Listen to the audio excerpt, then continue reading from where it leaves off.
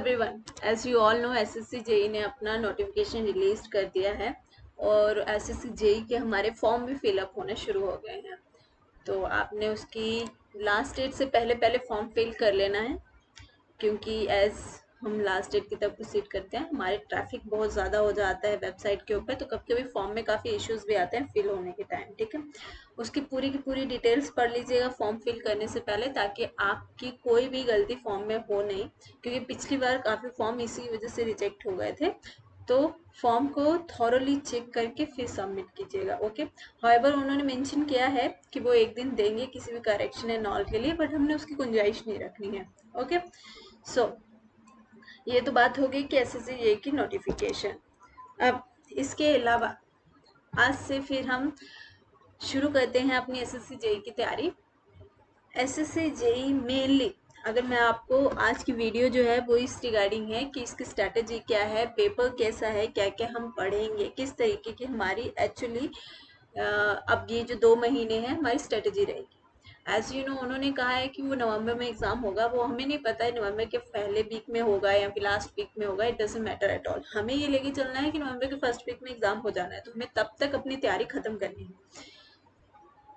इस लेवल की तैयारी हो जानी चाहिए हमारी उतने तक कि हम पेपर को अटेम्प्ट कर पाए। ओके, अब मैं ये भी नहीं चाहती कि आप सारा टाइम जो है वो सिर्फ पढ़ने में निकाल दें और आपको प्रैक्टिस का चांस ना मिले।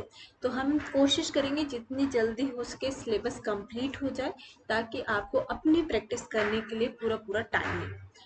मैं ये भी कहूँगी अभी हमारे पास टाइम इतना नहीं है, टाइम काफ़ी लिमिटेड है हमारे पास। तो अगर अभी भी आप ये सोच रहे हैं कि मैं तैयारी शुरू करूँ नहीं करूँ, तो इट्स बेटर आप अपना डिसीजन बना लें, क्योंकि हार्डली 2 मंथ्स रह गए हैं बोलने के लिए। ओके, अगस्त महीना ऑलमोस्ट जा चुका है और हमारे पास 2 मंथ है, और 2 मंथ में हमें रिग्रेसली तैयारी करनी है। अभी हमारे पास कोई ऑप्शन नहीं है कि हम सोचेंगे बाद में तैयारी करेंगे।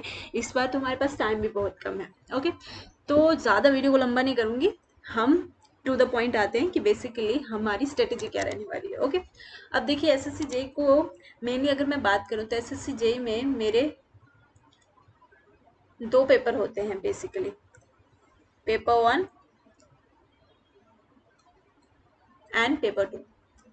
ओके, जो मेरा पेपर 1 है ये मेरा होता है 200 मार्क्स का, और मेरे को मिलते हैं इसके लिए 2 आवर्स। जो मेरा पेपर 2 होता है वो मेरा होता है 300 मार्क्स का, और इसके लिए मेरे को टाइम वही मिलता है 2 आवर्स। जो मेरा पेपर 1 है वो मेरा कंप्यूटर बेस्ड पेपर होता है, मतलब आपको कंप्यूटर पे एग्जाम होगा ये। हाउएवर जो पेपर 2 है वो मेरा एक रिटन एग्जामिनेशन है, just like semester examination. Okay, आपको 2 घंटे में 300 मार्क्स का पेपर सॉल्व करना होता है। जो पेपर 1 है, अब जो final cut off SSC JE की निकलती है वो इन दोनों को मिला के निकलती है। तो ओवरऑल जो आपकी कट ऑफ आएगी वो पेपर 1 और पेपर 2 को मिला के आएगी। तो इसीलिए अब देखिए इस पेपर को क्रैक करने के लिए स्ट्रेटेजी बहुत इंपॉर्टेंट है। पेपर 1 आपको दिख रहा है कंप्यूटर बेस्ड पेपर है, पेपर 2 जो है वो रिटन पेपर है। तो पेपर 1 जो है ये हमारे पास अच्छा ऑप्शन है ज़्यादा मार्क्स गैदर करने का, ताकि ओवरऑल कट ऑफ में मेरे मार्क्स ज़्यादा हों और मैं कट ऑफ से काफ़ी अच्छे मार्क्स आगे रहूं और अपने डिपार्टमेंट की चॉइस कर सकूं। ठीक है, तो हम यही कोशिश करेंगे कि हमारे पेपर 1 में जितने हो सके हमें उतने मार्क्स स्कोर करने हैं। अगर कोई पहले से तैयारी कर रहा है या फिर किसी ने इसका ट्रेंड देखा हो, तो उन्होंने देखा होगा कि कट ऑफ जो है वो हर साल इंक्रीज हो रही है। पिछले साल हमारी कट ऑफ गई थी 120 के अराउंड। ओके, तो इस साल भी उतनी या उसके आसपास ही कट ऑफ जाएगी। तो आपको ये ध्यान रखना है कि आपको सिर्फ कट ऑफ के लिए ही नहीं पढ़ना है, हमें मार्क्स स्कोर करने हैं, क्योंकि ओवरऑल जब कट ऑफ आएगी तो मेरे वही मार्क्स मेरे को अपनी डिपार्टमेंट चॉइस ऑफ डिपार्टमेंट करने में हेल्प करेगा। ओके, चलिए अब पेपर 1 में बेसिकली मेरा क्या होता है, अभी हमारा प्री एग्जामिनेशन होना है बेसिकली नवंबर में। मेंस की अभी उन्होंने डेट मेंशन नहीं किया है, जब आएगा तब पता चल जाएगा। बट मैं इतना कहूँगी कि मेंस के लिए भी आप साथ साथ में थोड़ा बहुत पढ़ते रहें। अभी जैसे हम टेक्निकल पढ़ ही रहे हैं, तो अभी तो मैं प्री के पॉइंट ऑफ व्यू से आपको सब्जेक्ट करवाने वाली हूँ, बट अभी आपके कॉन्सेप्ट क्लियर हो जाएंगे तब हम मेंस की तैयारी करेंगे। तो यही चीज़ें हैं, इनके हमें क्वेश्चन सॉल्व करने होंगे। ठीक है, तो प्री में की बात करते हैं बेसिकली। अब प्री में हमारे 2 सेक्शन होते हैं, एक होता है टेक्निकल और दूसरा होता है नॉन टेक्निकल। जो मेरा टेक्निकल पोर्शन है इसमें मेरा आता है जो मेरे इंजीनियरिंग के सब्जेक्ट हैं, ओके, जैसे बीएमसी हो गया, उसके बाद मेरा एस्टिमेशन एंड कॉस्टिंग हो गया, डीएसएस हो गया, डीसीएस हो गया एंड ऑल एंड ऑल, ठीक है, जितने भी मेरे टेक्निकल सब्जेक्ट हैं। नॉन टेक्निकल की अगर हम बात करें तो इसमें मेरे दो पोर्शन है बेसिकली। एक होता है मेरा रीजनिंग,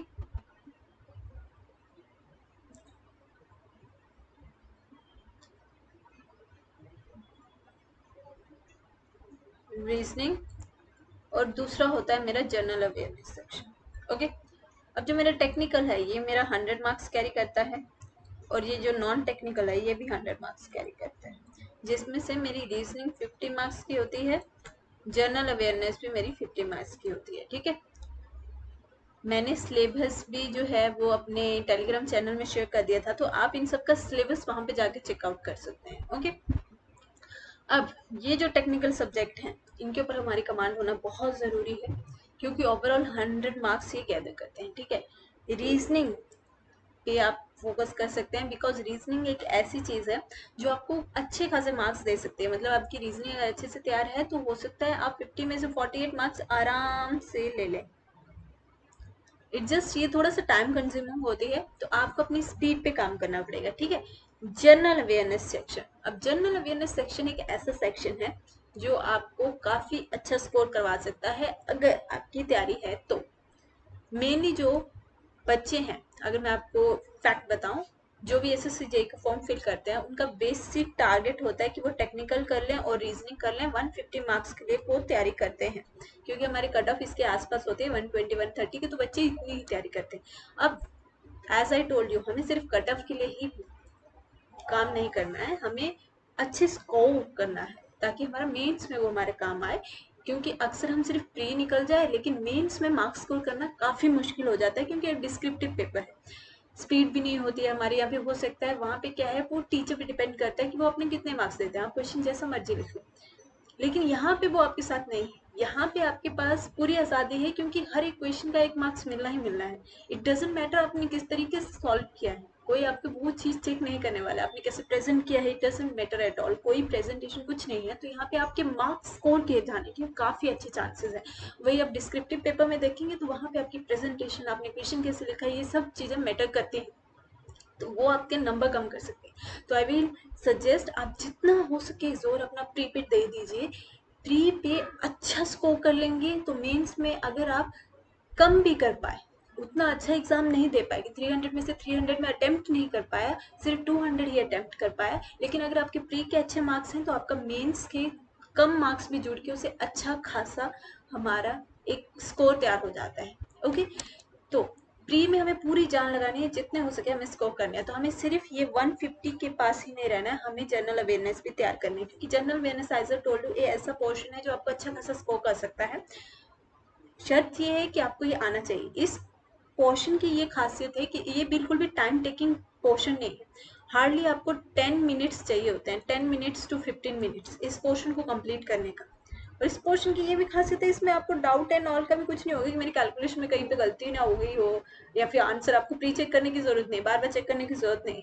ये फैक्ट बेस्ड पोर्शन है, आपको आता है तो आता है, नहीं आता है तो नहीं आता। और एक और बात क्लियर कर दूं, एसएससी जेई में नेगेटिव मार्किंग होती है, 200 मार्क्स का ये मेरा पेपर तो है, लेकिन इसमें मेरी नेगेटिव मार्क्सिंग होती है कितने की, 0.25 मार्क्स, मतलब पर क्वेश्चन आपको इतने मार्क्स आपके डिडक्ट हो जाएंगे।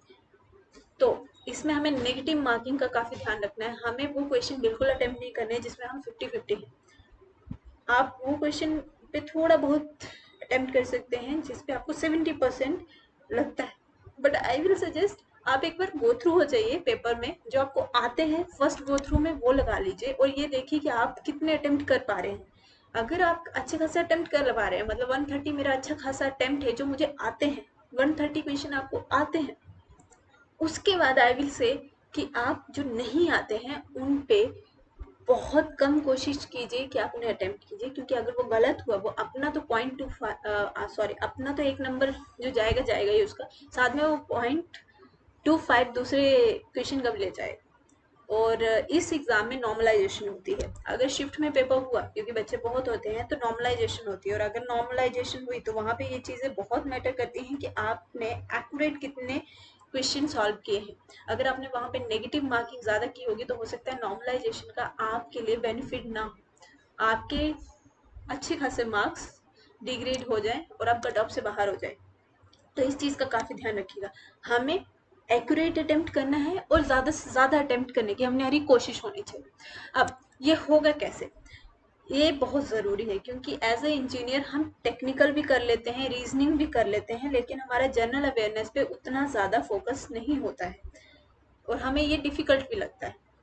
टेक्निकल में तो मैंने आपको बता दिया, हमारे इंजीनियरिंग सब्जेक्ट आते हैं। रीजनिंग का सिलेबस आप जाके चेक कर सकते हैं, इसके कुछ बेसिक वो होते हैं टॉपिक्स। और एसएससी जेई में ये खासियत है कि आप प्रीवियस ईयर की भी रीजनिंग करके जाएंगे ना, तो आप रीजनिंग में एटलीस्ट 40 आराम से अटेम्प्ट कर सकते हैं। इसकी रीजनिंग ऑलमोस्ट रिपीटिव होती है, मतलब टॉपिक सेम होते हैं, क्वेश्चन चेंज हो सकते हैं लेकिन टॉपिक वही सेम सेम आते हैं। ठीक है।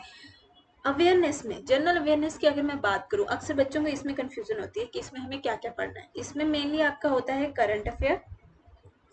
करंट अफेयर के साथ हमारा इसमें आता है हिस्ट्री से क्वेश्चन आते हैं, ज्योग्राफी से क्वेश्चन आते हैं, पॉलिटी से क्वेश्चन आते हैं,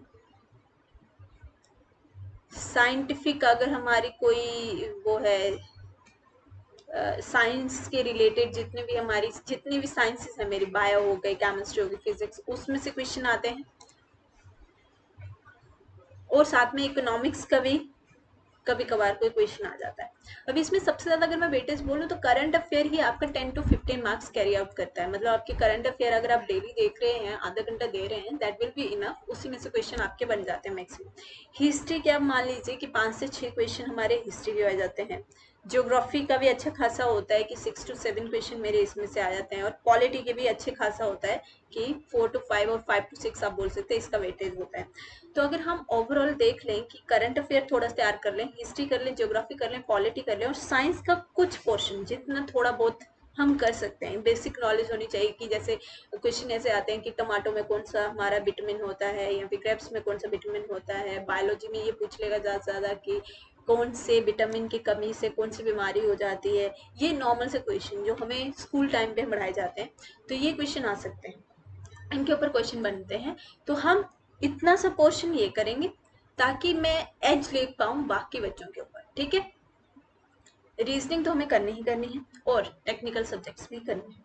अब देखिए, ज्यादा जोर आपका टेक्निकल और रीजनिंग पे होना चाहिए। जनरल अवेयरनेस आई विल से आप स्किप मत कीजिए। अगर आपको स्कोर करना है, अच्छा स्कोर करना है, तो जनरल अवेयरनेस बहुत जरूरी है, आप इसे बिल्कुल मिस नहीं कर सकते।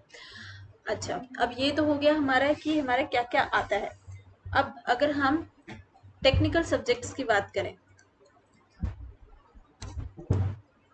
तो as per the previous year, if I will say कि हाँ मेरे को कौन से सब्जेक्ट करना चाहिए, अभी सारे इतने सारे सब्जेक्ट हैं, ऑलमोस्ट 10 to 15 सब्जेक्ट हैं हमारे टेक्निकल के, तो बच्चों को इसमें भी कंफ्यूजन होती है कि हम कौन सा सब्जेक्ट अभी पढ़ना शुरू करें। अब देखिए, 2015 से पहले ऐसा ट्रेंड होता था कि कुछ हमारे स्पेसिफिक सब्जेक्ट हैं वो पढ़ लीजिए, मैक्सिमम उसमें से ही हमारे एग्जाम होते थे। लेकिन 2015 या फिर 2019 के बाद आप बोल सकते हैं कि ट्रेंड काफी चेंज हो चुका है। अब मेरे ऑलमोस्ट हर सब्जेक्ट में से ही क्वेश्चन आते हैं, वेटेज इंक्रीज हुई है, हर किसी की इक्वल इक्वल ऑलमोस्ट वेटेज बढ़ चुकी है। फिर भी जो लास्ट ईयर के अकॉर्डिंग मैं अगर आपको बताना चाहूँ, या फिर अगर हम 2015 से लेके 2020 तक का एवरेज देखें, तो मेरा बीएमसी का एवरेज, जो मेरा क्राइटेरिया बनता है कि कौन सा सब्जेक्ट मेरा सबसे ज्यादा कैरी करता है, तो सबसे पहले हम बोल सकते हैं बीएमसी, जिसका एवरेज ऑलमोस्ट मेरा होता है 19.93। मतलब इतना 5 साल का अगर मैं एवरेज निकालूं तो इतने इसका मार्क्स कैरी करता है बीएमसी मेरा। उसके बाद मेरा आता है एस्टिमेशन एंड कॉस्टिंग, ये मेरा ऑलमोस्ट बोल सकते हो 8.83 मार्क्स कैरी करता है। अगर मैं करूं सर्वे की बात, तो ये मेरा मार्क्स कैरी करता है 9.7 एवरेज, अगर हम निकालें 5 ईयर्स का अराउंड। ठीक है। उसके बाद अगर मैं सॉइल की बात करूं, तो सॉइल मेरा वेटेज ले लेता है 6.5 का।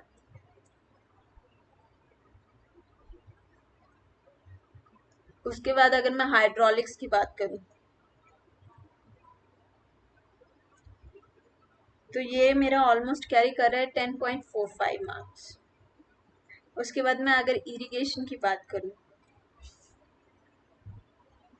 तो ये मेरा ऑलमोस्ट कैरी कर रहा है 5.42। ये मैं एवरेज बात कर रही हूँ, मैं ये नहीं बोली स्पेसिफिकली। 5 साल का डाटा है जिसको मैंने एवरेज किया हुआ है कि इतना हमारा आप बोल सकते हो कि वेटेज है। उसके बाद अगर मैं ट्रांसपोर्ट की बात करूँ तो वो मेरा लेता है 5.68 ट्रांसपोर्ट हो गया। उसके बाद मेरी बात करूँ अगर मैं ईवीएस की मतलब इन्वायरमेंट इंजीनियरिंग की तो ये मेरा लेता है almost 5.45। Theory of structure RCC की बात कर लेते हैं तो ये मेरा ले लेता है 10 मार्क्स।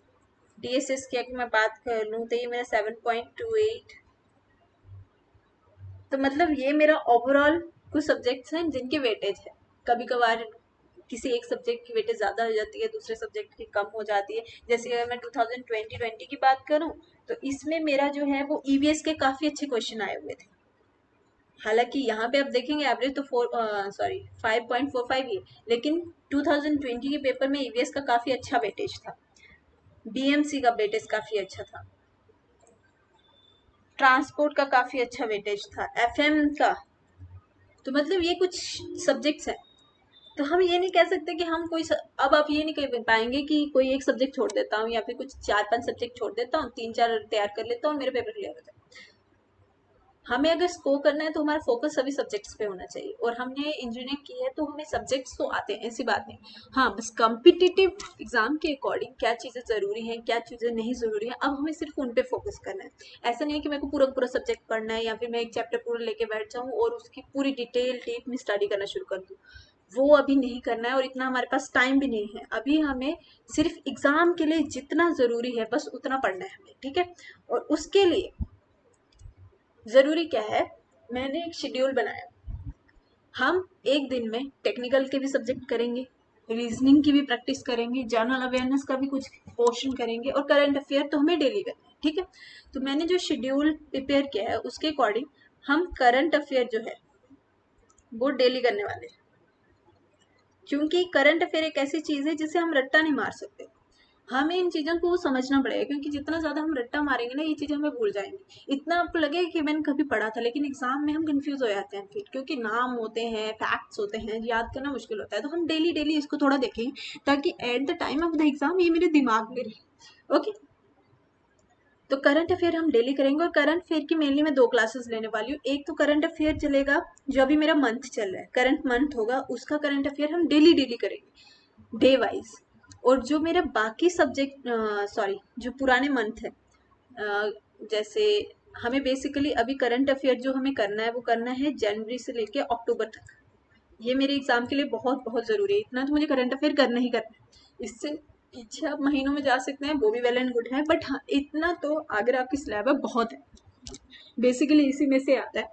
और अगर किस्मत खराब हो इसका तो कुछ कर नहीं सकते, एग्जाम तो कहीं से भी आ सकता है फिर, ठीक है। तो हम एक तो जो हमारा भी मंथ चल रहा है उसका मैं डेली आपको करंट अफेयर करवाऊंगी, और साथ में हम करेंगे जो मेरा ये जनवरी से लेके जुलाई तक के मंथ है, ये भी हमें करंट अफेयर कवर अप करना है। तो ये जो भी मेरा वीक डे आएगा, लाइक संडे आ गया, तो हम संडे को ऐसे करेंगे कि एक मैराथन सेशन कर लेंगे, ठीक है। और उसमें मैं ट्राई करूंगी कि आपके जितना हो सके इन मंथ्स का करंट अफेयर मैं कवर अप करवा दूँ। मैं आपको बता दूंगी कि किस मंथ हम करंट अफेयर करने वाले हैं, ठीक है।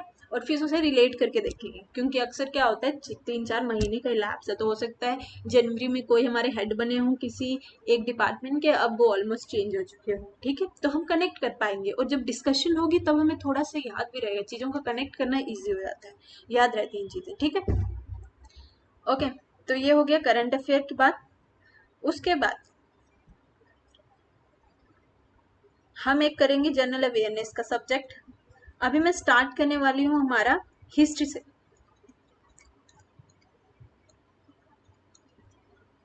हिस्ट्री में हमारे 3 पार्ट हैं, एक है एशियंट हिस्ट्री, एक है मिडेवल और एक है मॉडर्न। अक्सर जो क्वेश्चन देखे गए हैं, अभी जो ट्रेंड है, पहले ऐसा होता था कि मॉडर्न हिस्ट्री से ज़्यादा क्वेश्चन आते थे, अभी भी वही है बेसिकली, अगर किसी को क्वेश्चन पूछना है तो वो मॉडर्न हिस्ट्री से ही पूछेगा। और इस साल तो हमारे 75th इंडिपेंडेंस डे है। First of all happy independence day, सभी को मुबारक हो। अब इसमें क्या है, अभी इस साल जैसे कि हमारे 75 इंडिपेंडेंट डे है, तो हो सकता है, आई एम जस्ट प्रेडिक्टिंग, कि मॉडर्न हिस्ट्री से हमारे ज़्यादा क्वेश्चन बन पाए, क्योंकि ये एक फैक्ट है कि हाँ 75 इंडिपेंडेंस डे है, तो एक 50 एनिवर्सरी होगी, 75 एनिवर्सरी होगी, 100th एनिवर्सरी होगी, ये चीज़ें जो है इनके अराउंड क्वेश्चन बनते हैं। तो हो सकता है इस बार मॉडर्न हिस्ट्री से ज़्यादा क्वेश्चन आ जाए। पिछले साल जो है वो मिडेवल हिस्ट्री से क्वेश्चन आए थे। ठीक है, तो हम ये मिडेवल और मॉडर्न तो बिल्कुल नहीं छोड़ेंगे, ये तो पूरे पूरे करके जाएंगे। एशियन जो है इसमें से मैं आपको उतना ही कराऊंगी जितना एक्चुअली ज़रूरत है। इसमें से हमारे उन पे क्वेश्चन आ जाता है कि जैनिज्म जो है उसमें से क्वेश्चन आ जाता है, बुद्धिज्म में से क्वेश्चन आ जाते हैं, हमारे उपनिषद को लेके कभी कभार क्वेश्चन बन जाता है कोई, या फिर वेदास को लेके क्वेश्चन बन जाता है, इंडस वैली सिविलाइजेशन, जो सिविलाइजेशन हैं उनको लेके क्वेश्चन बन जाते हैं, लेकिन वो 1-2 मार्क्स ही कैरी करते हैं, हार्डली उतना है। तो अभी हमें मेन फोकस करना है, क्योंकि टाइम हमारे पास कम है, तो जितना हो सके उतना सिलेबस करना है जल्दी से जल्दी, और साथ में अपने प्रैक्टिस भी करनी। तो एज सच मैं ये नहीं बोलूँगी कि अभी मैं आपको पूरा करवाने वाली हूँ, अभी हम पूरा कर भी नहीं पाएंगे। हम बाद में ऑब्वियसली एग्ज़ाम ये पेपर हो जाए उसके बाद मैं कॉम्प्रिहेंसिव क्लासेस भी लेके आऊँगी, लेकिन अभी जो है हम सिर्फ एग्ज़ाम के पॉइंट ऑफ व्यू से जो जो ज़रूरी है हम उतना ही पढ़ेंगे। ओके, तो हिस्ट्री में शुरू करूँगी, उसके बाद हम देखेंगे ज्योग्राफी, और उसके बाद देखेंगे हम पॉलिटी। ठीक है, और उसके बाद हम साइंसेस की चीज़ें बीच बीच में मैं टेलीग्राम पे कुछ चीज़ें डालती रहूँगी, ताकि आपका साइंस के साथ साथ में तैयारी होती रहे। उसके बाद हम साथ में करेंगे रीजनिंग। एक क्लास हमारी होने वाली है रीजनिंग की। रीजनिंग डेली डेली प्रैक्टिस कीजिए, ताकि आप जब एग्जाम में पहुंचे तब आपकी इतनी प्रैक्टिस होनी चाहिए कि 30 मिनट्स में आप सारी की सारी रीजनिंग करके आगे बढ़ जाए। इससे ज़्यादा आप टाइम नहीं दे सकते रीजनिंग को, इससे कम टाइम देख सकते हैं, वेल एंड गुड। आपको 50 क्वेश्चन 30 मिनट्स में करने हैं, क्योंकि हमारे वहाँ पे मेन जो फैक्टर होता है वो होता है टाइम। टाइम वहाँ पे भागता है। आपको 2 आवर्स में 200 क्वेश्चन करने हैं, मतलब एक क्वेश्चन पे आपको हार्डली 1 मिनट भी नहीं मिल रहा। 2 घंटे मतलब सिर्फ 120 मिनट्स, और क्वेश्चन आपकी 200 है, तो ऑलरेडी मेरे क्वेश्चन 80 क्वेश्चन ज़्यादा चल रहे हैं। तो आप खुद पॉइंट ऑफ व्यू लगा सकते हैं कि मेरे को मैक्सिमम मार्क्स अगर ऑब्टेन करना है तो ये कितना ज़रूरी है। मैं एक क्वेश्चन पे 1 मिनट भी नहीं दे सकती, इसलिए मैं बोली जनरल अवेयरनेस करना ज़रूरी है, क्योंकि एक जनरल अवेयरनेस ऐसा पोर्शन है जो 50 के 50 क्वेश्चन आप 10 to 15 मिनट्स में ख़त्म करके आगे बढ़ सकते हैं। हो सकता है उससे भी कम, अगर आपको आता है। नहीं आता है तो छोड़ दो, उससे बात खत्म। बट हाँ, कोशिश करनी है वहां से हम जितना कैरी कर सके उतना अच्छा है। अगर 10 to 15 भी क्वेश्चन मेरे ठीक हो जाते हैं जनरल अवेयरनेस से, तो मेरा 15 नंबर का इंक्रीज हो सकता है मेरे ओवरऑल स्कोर। क्योंकि रीजनिंग ऐसा है, time taking, I know 30 minutes तो एटलीस्ट लेके ले जाएगी, इससे कम आप कर सकते हैं, वेल एंड गुड। उसके बाद हम एक रीजनिंग की क्लास करेंगे ऑब्वियसली, और उसके बाद हम करेंगे टेक्निकल सब्जेक्ट्स मेरे। अब टेक्निकल सब्जेक्ट एज हमारे पास इतना टाइम नहीं है, ज़्यादा टाइम नहीं है, तो आई विल से हमारे देखिए इंजीनियरिंग कॉलेज में भी हमने पढ़ा हुआ है। और टेक्निकल सब्जेक्ट में यहाँ पे बोलूँ तो मैं सिर्फ आपको मेन मेन टॉपिक ही करवाने वाली हूँ, मतलब जो मेरे एग्जाम को लेके इम्पोर्टेंट है, जिससे एक्चुअली मेरे क्वेश्चंस आते हैं। मतलब आप बोल सकते हैं कि 85% of the subject I am going to cover here. बाद में कॉम्प्रिहेंसिव क्लासेस आएंगी जब हम मेंस की तैयारी करेंगे, क्योंकि वहाँ पे हमें पूरा डीप में पढ़ने की ज़रूरत है, क्वेश्चंस पूरे सॉल्व करेंगे हम। अभी हम सिर्फ competitive exam point of view से क्या क्या मेरा ज़रूरी है उतना पढ़ेंगे। तो इसलिए मैंने सोचा है कि डेली हम 2 टेक्निकल सब्जेक्ट्स को तो टच करें, ठीक है। और वो भी हम वेटेज के अकॉर्डिंग ही करेंगे। जैसे बीएमसी है मेरा, हाई वेटेज कैरी करता है, तो हम बीएमसी स्टार्ट करेंगे। इसके साथ हम कोई ऐसा सब्जेक्ट शुरू कर लेते हैं जिसका सिलेबस कम है, ताकि आप पे भी ज़्यादा बर्डन ना पड़े। बीएमसी ऑब्वियसली इसका सिलेबस ज़्यादा है, तो इसके साथ हम एस्टिमेशन एंड कॉस्टिंग शुरू कर सकते हैं, जिसका सिलेबस थोड़ा कम है और ये जल्दी भी खत्म हो जाएगा। ओके, तो 2 चीज़ें मेरी कवर अप हो जाएंगी साथ ही साथ। और इसके बाद फिर जैसे ये 2 सब्जेक्ट कंप्लीट होते हैं, तो मैं इसके बाद फिर दो सब्जेक्ट शुरू कर लूँगी, और ऐसे 2-2 करके हम अपना सब्जेक्ट्स कंप्लीट करेंगे टेक्निकल। ओके, अब एक और चीज़ ये तो होगी कि मैंने क्या करना है। मैं आपको इस तरीके से क्लासेस दूंगी, मतलब एक दिन में आपको 6 क्लासेस मिल जाएंगी।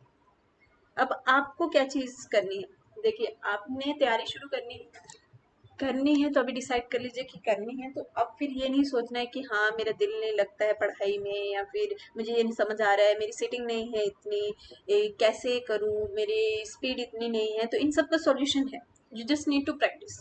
करना क्या है आपको, एक तो प्रीवियस ईयर PYQ लगाना अभी से शुरू करनी है। आई नो काफी बच्चों का क्वेश्चन होगा कि मेरे इतने टॉपिक क्लियर नहीं है, मैं PYQ कैसे लगा। PYQ लगाना इसलिए जरूरी है, अभी आपको टॉपिक नहीं भी आता तब भी आप कोशिश कीजिए, एक बार गो थ्रू कीजिए चीजों से, आपको ये पता चलेगा कि मेरे को किस टाइप के क्वेश्चन आ रहे हैं एक्चुअली, ताकि जब मैं पढ़ाऊंगी ना आपको टॉपिक, आप उसमें से क्रैक कर पाएंगे कि हाँ इसके रिलेटेड क्वेश्चन पूछा हुआ था मुझे, तो आप चीजों को कनेक्ट कर पाएंगे, तो आपके लिए इजी हो जाएगा। दूसरा, कोई भी टेस्ट सीरीज ज्वाइन कर लीजिए। टेस्ट सीरीज आपकी क्यों हेल्प करेगी, आपकी टाइम मैनेजमेंट में, जो कि बहुत जरूरी है इस एग्जाम के लिए। 2 घंटे के अंदर मैं क्या स्ट्रेटेजी बनाऊं कि मैं सारा का सारा पेपर अटेम्प्ट भी कर पाऊं, उसके बाद मुझे चेक करने का भी टाइम मिल जाए। मतलब 2 बार गो थ्रू होना है आपको पेपर में, इतना आपकी कोशिश होनी चाहिए। बाकी अगर आप फर्स्ट टाइम अटेम्प्ट कर रहे हैं और आपको इतना कॉन्फिडेंस है कि मैंने जो क्वेश्चन किया एकदम सही किया, तो आपको वापस चेक करने की भी जरूरत है। ओके, ये हो गया। और साथ ही साथ आपको डेली करंट अफेयर देखना है, डेली एक जनरल अवेयरनेस के कुछ क्वेश्चन लगाने हैं। PYQ लगाइए इनके, आपको थोड़ा पता चल जाएगा किस तरीके के क्वेश्चन आते हैं, किस तरीके के नहीं आते। ओके, अभी कुछ बच्चे ऐसे भी होंगे जो बोलेंगे मैं गुप्ता न गुप्ता लगा लूँ, या फिर IAS मास्टर के जो हमारे IAS के प्रीवियस ईयर हैं वो लगा लूँ। तो देखिए, सबसे पहले मैं बोलूँगी जो आपका पेपर है ना, पहले उसके PYQ लगाइए, वो जब खत्म हो जाए तब आप जरूर उन पे जा सकते हैं। लेकिन जब तक आपकी ये PYQ आप 4 से 5 बार नहीं लगा लेते हैं, तब तक किसी और उस पे जाने से आपका एक्चुअली कॉन्फिडेंस लो ही होगा, क्योंकि ऑब्वियसली वहाँ पे क्वेश्चन थोड़े लेवल हाई है, और जब आप यहाँ से क्वेश्चन लगा के जाएंगे और वहाँ जाएंगे वहाँ पे नहीं लगेंगे तो आपका कॉन्फिडेंस लो होगा। तो बेटर है पहले जिसका एग्जाम उसकी PYQ आप अच्छी तरीके से लगा लें, कॉन्फिडेंस गेन कर लें, उसके बाद आपके पास टाइम बचता है तो ऑब्वियसली उसके क्वेश्चन लगाएं। क्योंकि हो सकता है कभी कभार ऐसा भी हो सकता है कि कोई क्वेश्चन डायरेक्ट IAS से उठा लेते हैं जो, या फिर हो सकता है गेट का कोई ऐसा क्वेश्चन हो जो कि इनके लेवल का हो, मतलब सिंपल हो, वैसे कोई क्वेश्चन आ सकता है। तो ये आपके लिए वेल एंड गुड चांस हो सकता है अगर आपने प्रैक्टिस की। लेकिन अभी हमारे पास टाइम नहीं है उतना, तो मैं प्रेफर नहीं करूंगी अभी। मैं अभी उतना ही बोल सकती हूँ, क्योंकि आपको दिन की 6 क्लासेस भी लगानी है। नोट्स जरूर हैं, बहुत जरूरी है बनाने के लिए, क्योंकि लास्ट टाइम में आपकी यही रिवीजन करेगी, तो शॉर्ट नोट्स आप साथ साथ बनाते रहें, ठीक है। क्योंकि मैं नोट्स आई विल ट्राई कि नोट्स आपको प्रोवाइड कर दूं, बट अगर नहीं हो पाए तो इट्स बहुत बहुत ज़रूरी है, क्योंकि जब हम लिखते हैं ना तब हमें ज़्यादा चीज़ें याद रहती हैं। तो आप साथ साथ शॉर्ट नोट्स जरूर बनाइए उन चीज़ों के, ठीक है। सब्जेक्ट के शॉर्ट नोट बना लीजिए, ताकि जैसे जैसे एग्जाम पास आए आप जल्दी से जल्दी रिवीजन कर पाए। संडे का जो प्लान होगा, शेड्यूल होगा, वो आपको मैं सैटरडे को बता दूंगी कि हम संडे के लिए क्या प्लानिंग कर रहे हैं। सॉरी, संडे के लिए क्या प्लानिंग कर रहे हैं ये मैं आपको उस टाइम बता दूंगी। बाकी वीक डेज का मैंने आपको बता दिया कि हमारी 6 क्लासेस रहेंगे करंट अफेयर की। आई विल ट्राई 1 से 2 क्लासेस हो। बट हाँ, एक और चीज, जनरल अवेयरनेस अगर मैंने बोला है तो कुछ ऐसा भी नहीं करना है कि पूरा टाइम आप जनरल अवेयरनेस पे दे रहे हैं। ज्यादातर टाइम आपको टेक्निकल पे देना है। आपके दिन का 80% टाइम आपका टेक्निकल पे होना चाहिए, 10% आप रीजनिंग और जनरल अवेयरनेस को दे सकते हैं, ठीक है। तो ये हो गया हमारा शेड्यूल। डेली के आपको PYQ लगाने हैं, डेली के आपको एक टेस्ट सीरीज देनी है टाइम मैनेजमेंट के लिए। चाहे आप स्कोर कर पा रहे हैं उस टेस्ट सीरीज में, नहीं कर पा रहे हैं, डजंट मैटर एट ऑल, देना शुरू कीजिए। उस तरीके के एनवायरनमेंट में बैठ के पेपर को अटेम्प्ट करना बहुत ज़रूरी है, ताकि आप जब एग्ज़ाम देने जाएं तो आपको कुछ चीज़ें अलग ना लगे, सेम सिमुलेशन हो जाएगी, तो आपके लिए एग्ज़ाम देना बहुत ईजी हो जाएगा। ओके, करंट अफेयर डेली ज़रूर देखना है, जनरल अवेयरनेस के थोड़ा टाइम देना है उसे भी, और क्वेश्चन प्रिपेयर करने की कोशिश करनी है। ओके, उसके बाद अगर आपको कोई भी इशू आएगा कि हाँ मेरे को जनरल अवेयरनेस के जो है टॉपिक पढ़ तो लेता हूँ बट समझ नहीं आते हैं, डोंट वरी, इंजीनियरिंग स्टूडेंट्स के साथ ये इशू होता है।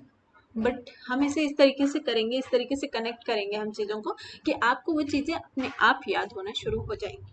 ओके, उसको हम कोशिश किया करेंगे जहाँ पे भी हो सके वहाँ पे मैं कनेक्ट कर पाऊँ चीज़ों को, ताकि आपको रिवीजन होती रहे चीज़ों की। ठीक है, रिवीजन बहुत ज़्यादा मैंडेटरी है, बहुत बहुत बहुत ज़्यादा मैंडेटरी, जितना हो सके रिवीजन कीजिए, PYQ लगाइए।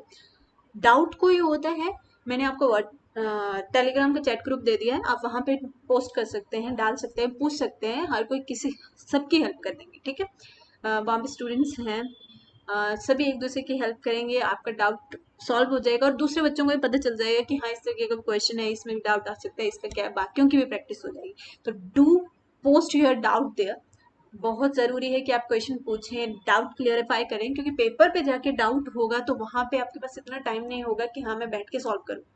ठीक है, तो पहले कर लीजिए, गलतियाँ जितनी करनी है कर लीजिए। और आई विल ऑल्सो सजेस्ट कि आप कोई ऐसी एक कॉपी लगा लीजिए अपने, आज जो गलती कर रहे हैं ना, मिस्टेक्स उसमें डालिए कि मेरी गलती कहाँ हुई थी। ठीक है, और उसी मिस्टेक को आप बार बार बार बार बार बार नेक्स्ट टाइम जब रिवीजन करने बैठेंगे तो उसको एक बार चेक कर लीजिए, ताकि आपकी वो मिस्टेक ना हो, ये आपका पक्का हो जाए। क्योंकि अक्सर क्या होता है, हम शुरू में जो मिस्टेक कर रहे होते हैं एग्जाम में भी हमारी वही मिस्टेक होने के चांसेस ज्यादा होते हैं। तो इस चीज को डू क्लैरिफाई कि आपकी कोई मिस्टेक। ठीक है, अब ये तो हो गया हमारा शेड्यूल, और मैंने आपको ये भी बता दिया कि हाँ आपको डेली की रूटीन में क्या क्या लेके जाना है। ठीक है, बाकी ऑल द बेस्ट, हम कल से फिर क्लासेस शुरू करेंगे। Do share this session and obviously subscribe my channel, and notification जो बेल आइकन है उसको दबा लीजिए, ताकि जैसे ही वीडियो अपलोड होती है आपको उसकी नोटिफिकेशन आ जाए और आप क्लासेस देख के अपनी तैयारी शुरू करें। ओके, कोई भी डाउट होता है कमेंट सेक्शन में आप डाल सकते हैं, या फिर चैट ग्रुप में आप ऑब्वियसली पूछ सकते हैं, आई विल रिप्लाई देयर। ठीक है, उसके रिस्पेक्टिव अगर कोई वीडियो भी बनानी पड़ी तो हम वो भी बना लेंगे। ठीक है, okay, thank you so much. तो ये थे हमारी स्ट्रेटेजी और पैटर्न की हमने बात कर ली। अब हम क्लासेस के ऊपर फोकस करेंगे और आप प्रेपरेशन के ऊपर फोकस करेंगे। Okay, so all the best, see you tomorrow. Okay, thank you.